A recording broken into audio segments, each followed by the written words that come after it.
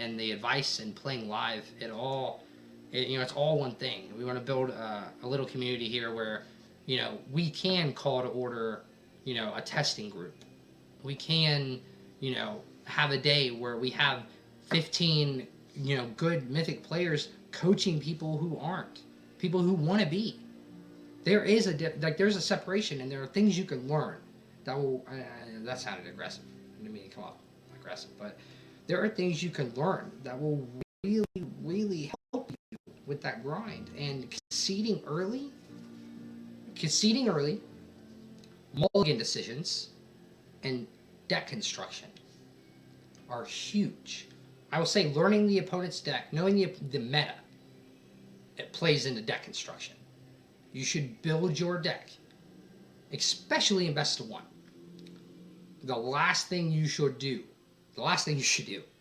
is go to Aether Hub or any of those websites. And if anyone likes those sites, I'm sorry. The last thing you should do is go to any of those sites and look at that data and go, this deck has a 61-1%. I'm going to build it. And then you go to ladder and you win 30% of your games and you wonder why. Like, am I misplaying? Am I playing bad Magic? No, you're not. The deck has a 61-1% as recorded through games online. Decks with lots of lines are decks that, yeah, I agree. And so, like, most of those decks online are showing you percentages that are spread across all games, piloted by all players playing those categorized lists. That is not a meta. That is not how you build a deck. Now, I'm not saying, you net deck, you don't know what you're doing. You should be aware of the cards in the meta. You should be aware of the cards to play around. You should be aware of the good cards in each color that let you build your deck. These are the things that you need to know to get to top 1200. You need to know the meta. You need to know what you're playing around. You need to know why the opponent kept their hand. And I can actually do a whole course on breaking down the opponent's hand. It's the same. It's a similar concept as poker, but not. Actually, it's closer to chess. If you know chess theory, it's way closer to chess.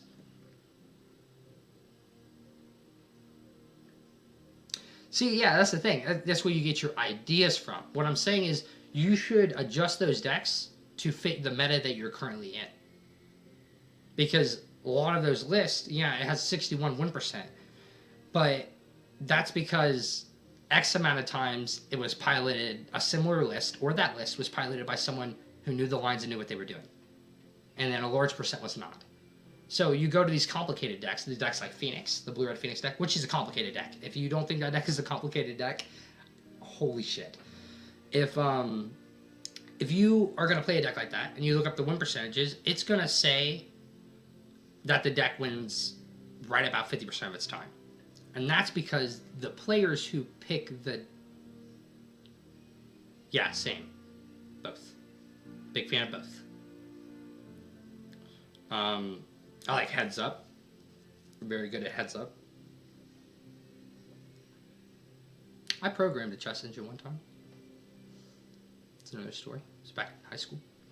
But, so one of the biggest things about Magic and the takeaway from this whole stream, or the takeaway from the advice that I'm giving you guys, is that if you're going to play a deck and you're going to take your time to invest real money into the deck in real time, because your time is worth something. The time that you guys are giving me right now is worth something, and I appreciate it. Time is the only currency that you can never re-earn. You have a finite amount, and you don't know how much that is, and you spend it. And I appreciate everyone who spends any amount of time with me. And that's sincere. But aside from that, one of the things you really need to know whenever you're diving into Arena, and you're diving into trying to get to the top 1200, because at the end of the day, that's the stream. That was the goal when we set out, was to show that historic was the ladder to climb. There's no reason to climb the standard ladder unless you're going to play best of 3. Then play the standard ladder. I don't think best of 1 is a place for players who want to get to top 1200. I think that you can very easily. Cover Go Blue highlighted it very, very well. I do think you can. I think that it's achievable. I think it takes more time. I think historic preserves you time because the games are shorter. I thought you went away. Just kidding. I'm giving you a hard time. Thanks, Tyler. But so yeah, the main takeaway was you have to know your opponent's deck, and you have to spend the time. And if you want to achieve things, you have to work for them. And you know that's a hard life lesson for everyone. But if you're going to play a deck and you're going to play a deck to top 1200, you have to know that deck. But not only do you have to know that deck, you have to know every other deck. You have to know all. Yes. Yeah. Exactly. Yes. Best of 3 it takes way longer. There's probably a greater upside as far as skill versus variance, but I think the historic ladder is definitely the way to go. You reserve the most amount of time in historic best of 1. You can play the maximum amount of games.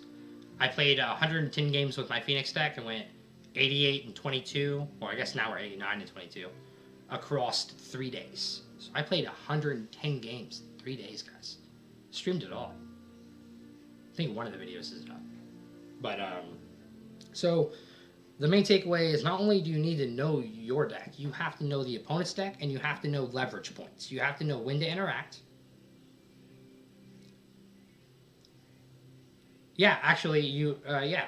So your hand generation in Best of 1 is selected between 2 different hands. I don't know if all do that, but when you are given a hand in Best of 1,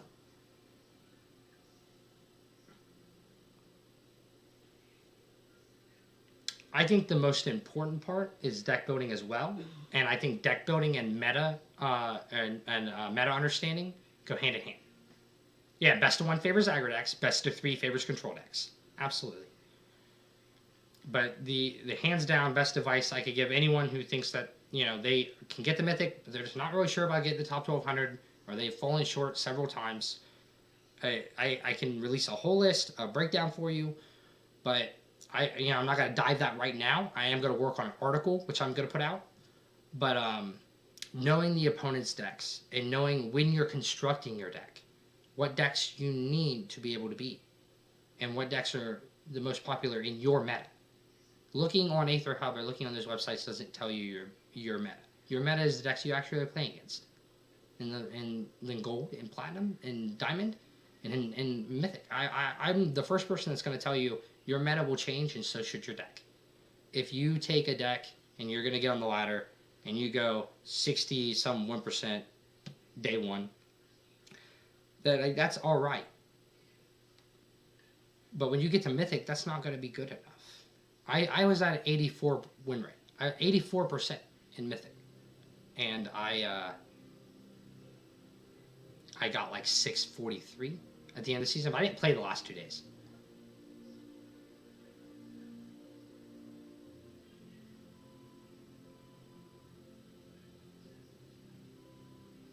Yeah, so what happens in Best of 1 is the engine generates you 2 hands, and then it gives you the hand that has the best mix of spells and lands. So Best of 1 and traditional play are vastly different, because Best of 1 does cater to your deck. It does cater to you having a curve. It does want you to play a good game of Magic. Traditional, I don't believe, does that. So whenever you play a game, you are getting a random hand of 7 cards, like you would in Paper.